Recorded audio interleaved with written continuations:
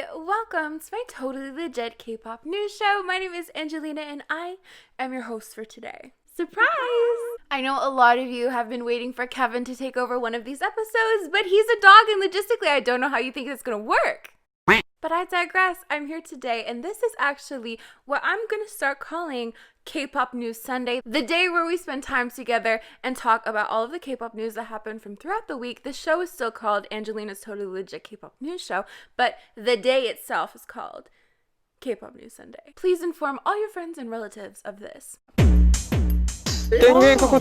And today we're going to be discussing idols' test results, who has and who hasn't tested positive so far. NCT getting attention for having been detained at an airport and making it onto a TV show, as well as GOT7 fans expressing their concern over JYP seemingly sabotaging their comeback, some of the winners for the Melon Music Awards, and the first lineup for Mnet's show Kingdom, which has seemingly been teased and released. And then we're going to end off with Jennie, whose personal Instagram account was compromised, and what message she is sending to fans in regards to all of this. So, if you are interested in these subjects, you can of course keep watching this video, but if you're interested in maybe one or only two of these subjects, you can scroll through the time bar of this video because I've separated it into super fancy segments. Will this mess with my watch time? Absolutely, but you can make it up to me by clicking the subscribe button and then consequently the bell next to it to be notified every time I upload a new video, or else I might disappear into nothing. Okay, so let's start off with probably the biggest news of the week, and that is certain idols testing positive for corona. I don't know how YouTube appreciates terminology surrounding this, so we're just going to call it that. And there were actually a few idols who tested positive. However, what's interesting is that they're seemingly not all coming from the same source. So on November 30th, Bitto, a member of the group Attention, tested positive. And then their company, TOP Media, released the following statement. Hello, this is TOP Media. Our artist Attention's Bitto tested positive. Following the conclusion of his scheduled activities on November 29, he was told that he came into close contact with a confirmed case and was tested. His diagnosis was confirmed on the morning of November 30th. They then go on to express that all staff and agency members who came into close contact with him, or really anyone who crossed paths with him, will be getting tested and that they will be following the proper quarantine protocols. And then, of course, consequently, Attention's promotions, scheduled activities will all be canceled. Continuing on to say, we sincerely apologize to broadcast representatives and involved staff members as broadcast activities were carried out without knowing that he came into close contact with a confirmed case. We once again apologize for causing concern. Thank you. So for a little bit of a backstory, it seems that Attention on November 28th and November 29th appeared at both music Core and Inkigayo. So after this information was released, we of course see a lot of staff members, a lot of idols getting tested, and then consequently their entertainment companies releasing statements on the results of those tests. And it seems so far that everyone has tested negative except for fellow Attention member Kogyeol. The company essentially saying that every other member tested negative, and despite this fact that everyone will be in self-quarantine for 2 weeks. However, on a seemingly unrelated note, we've also seen in the news that Everglow's Yiren and Sihyeon have tested positive as well. So it seems on November 24th, Everglow appeared on Yoo Huiyeol's sketchbook. But they had only found out about their positive test results on December 1st, so similarly we see a lot of staff and idols getting tested and companies releasing statements as well. Everglow's company even saying, Yiren recently learned that one of her acquaintances had been confirmed, so she informed the health authorities and voluntarily underwent testing. On the evening of December 1st, she received notice that her results were positive. The Everglow members who have been living together with Yiren also underwent testing together. Sihyeon's test results came back positive, and the other 4 members' results were negative. However, again, we see someone else testing positive that is outside of music Core, Inkigayo, and even Yoo Huiyeol's sketchbook. And that's trop singer Lee Taewon. So it seems on December 1st he was filming for a show, and then on December 3rd he received his positive test results. But again, so far everyone who was working with him or around him have all tested negative. So obviously fans are wishing them a very fast and speedy recovery, but it also brings up a lot of questions on whether or not idols are really safe, whether or not they're doing too many promotions, whether the promotions are being done in the right way. And consequently, we do see like some activities being canceled, but then there are some activities that are going on as planned, which has caused a lot of people to worry, even some going as far as to ask that all promotions altogether stop for a while. One tweet reading, "Can music shows stop airing for the meantime? The cases are rising again, and those people from staffs to idols who have packed schedules have surely interacted with so many people." So I definitely would love to know what you think of all of this in the comments down below. Now let's move on to my little segment that I like to call Kpop Shenanigans, which is basically fun little things that have happened in K-pop this week. We have ONEUS who made their comeback with Busha on December 1st. BoA made her comeback with Better. NCT 2020 released their video for Resonance. And in upcoming comeback news, we have IZ*ONE who will release their song Panorama on December 7th.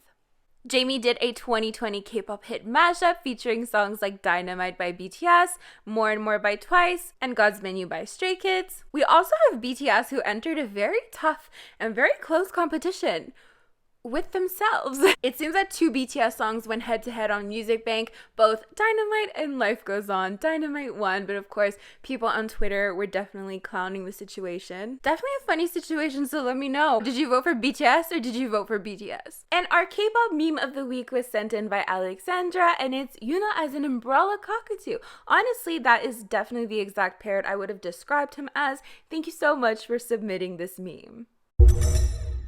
Okay, so now let's talk about these clips and pictures of NCT being detained at the airport that have been going around. So basically, do you guys know those kind of airport security shows, kind of like border security, where there's cameras following people in an airport and you kind of see all the things that people try to smuggle in, or just random little administrative errors that don't allow people into an airport, or there's definitely a lot of shows based on this concept. And that's essentially what NCT got themselves into, particularly NCT Dream. It's a show on A&E and it's based in Chile, which is where they went for a concert back in 2019. So in the episode, we see that there's this K-pop band that is coming into the country. However, they're being stopped because they don't have the proper work permit to come and work in the country. So we see their faces blurred out and everything, and fans waiting at the airport, security kind of saying that it's a little bit of a nuisance that their fans are all here. We also see the people working at the airport saying in regards to them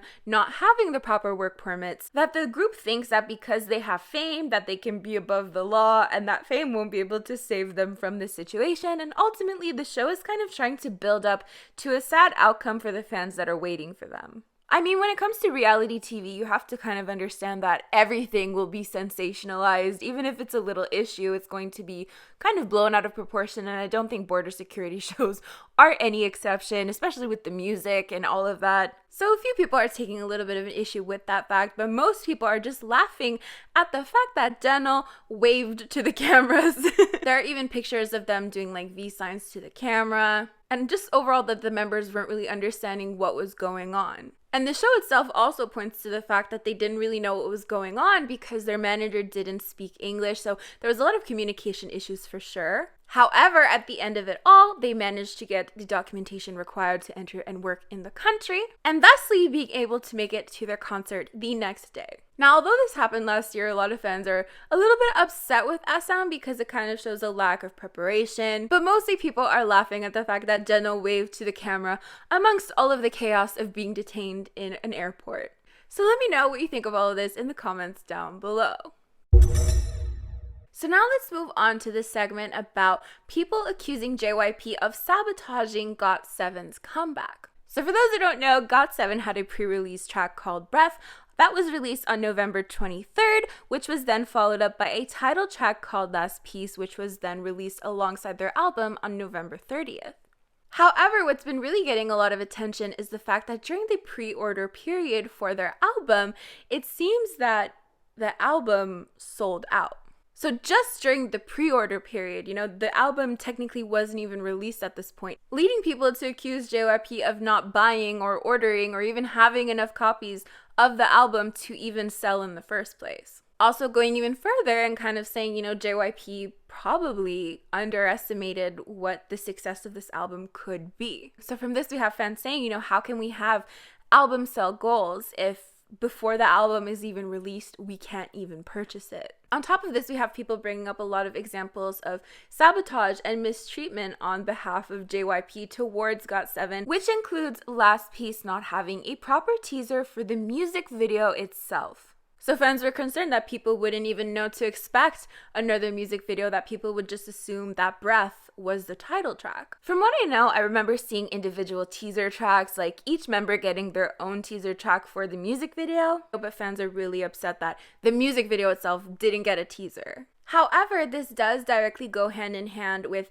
lack of promotional support, since they're also pointing to the fact that the members themselves had to promote their own song. So not only was this like a self-produced album that the members had a lot to do with the production of this album, they had to be their own PR team, they had to post their own teaser pictures and promote the song themselves because it seems JYP wasn't really backing them up. And then, of course, we have accusations that come from outside of this comeback era, such as not putting subtitles on their content, and even instances of JYP not protecting GOT7 from sassing fans. So just all of this put together, old accusations and new accusations, fans are very upset and are accusing JYP of directly sabotaging the group. But despite all of this, there is some good news. We saw that GOT7's last piece and even their album made it to #1 on US iTunes. So fans are of course delighted that they were able to have this type of success despite kind of the cards being against them. But let me know what you think about all of this. Do you think the fact that the album is self-produced leads you to believe that JYP from the start was just like, no, we're not backing this up, everything you do is on you? What reason do you think a company would have to sabotage a comeback, and what do you make of all of this? So let's take a little minute to talk about the Melon Music Awards and some of their winners. We have BTS, who won in quite a few categories, including Artist of the Year, Album of the Year, Song of the Year, Netizen's Choice, Best Dance, and they also made it to the top 10 artists. We have Cravity, who won Best New Male Artist, while Weekly won Best New Female Artist. That's definitely who I would have voted for, just saying. Best Performance went to Monsta X. Best Dance Female went to Blackpink, who are also part of the top 10 artists. And we also have the Mama Awards, the Mnet Asian Music Awards. I was going to say the Mnet Asian Melon Awards. No. And those are happening this morning, but I am going to be making its own proper video. I'm going to talk about the performances and my thoughts on winners and all of that jazz. So I hope you're excited for that. On that note of Mama, it seems that Mnet has seemingly confirmed part of their lineup for their show Kingdom. For a bit of context, Mnet had a show called Queendom a while back, which was a survival-based show. Boom was in it. I made a few videos about it. And they did have plans for a boy group version of this show, and they ended up starting with Road to Kingdom, in which the boys were the winners. So it seems they were already confirmed to be part of the final lineup for the eventual show Kingdom. But what's interesting is that today, during the performances, we saw that there was indeed a performance that featured a member of the Boyz, a member of Stray Kids, and a member of Ateez. They appeared one by one in this kind of choreography, and it ends with them around a crown. And if you look in the description of the video, we see some Latin text that pretty much translates to, "The one who wants to wear the crown will bear its weight," which we can of course also see in Ateez's performance video, in the Boyz performance video, and of course Stray Kids performance video.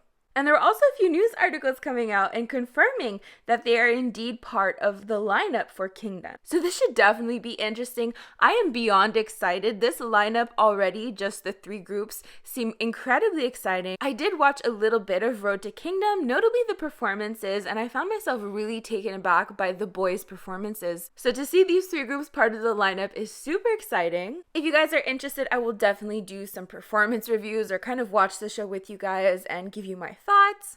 And of course, I love Ateez, and I'm definitely getting into Stray Kids. Their live vocals have not gotten past me, do not be worried. But let me know what you think. Are you excited about this lineup? And if you could make your own lineup for a show like this, who would be in it? But also, I feel like Queendom deserves a season 2, but maybe that's just me. Now let's end this show with Jennie and the fact that she lost access to her personal Instagram account for at least 2 months. For those who don't know, Jennie had posted this Instagram account as kind of a gift for fans for Blackpink's 3rd anniversary. So back in October, there was kind of this rumor going around that someone had changed the password. And though I can't confirm the validity of this, obviously she confirmed herself that she didn't have access to her account, but I can't confirm the validity of who did it exactly and all of that stuff. But Jennie did end up making a post on her Instagram stories of this personal Instagram account confirming this. So this story is a picture of a sky and a caption that says, "Took almost 2 months to get this account back. Please leave my personal space alone," with praying hands emoji. So of course, Blinks were super mad about this because again, this account was a gift. Jennie really didn't have to share this account with anyone, and then she ended up sharing it a while back. Idols, despite the careers they're in, absolutely deserve privacy. So of course, after we saw this, we saw a lot of people trending #RespectJennie on Twitter to show their support for her and also encourage other people to kind of leave idols alone. Because, people were even surprised that she spoke up about this out of everything, saying that she went through a lot of hate and still didn't speak up about the hate. And yet she's speaking up about this because it has to do with her personal life. So even though you may love your idols, there still needs to be some type of boundaries. So yeah, that is where we're ending today's video. Thank you so much if you made it this far. Don't forget to like, comment, and share this video with friends you don't have. You can also join my channel members by clicking the join button next to the subscribe button. You can get a cute Kevin emoji next to your name. You can see videos earlier or even member-only videos depending on which level you're at. These are the lovely individuals who help support my channel on a monthly basis. I am so thankful for you guys. As for me, I'm gonna get going, so I'll see you guys next time. Bye!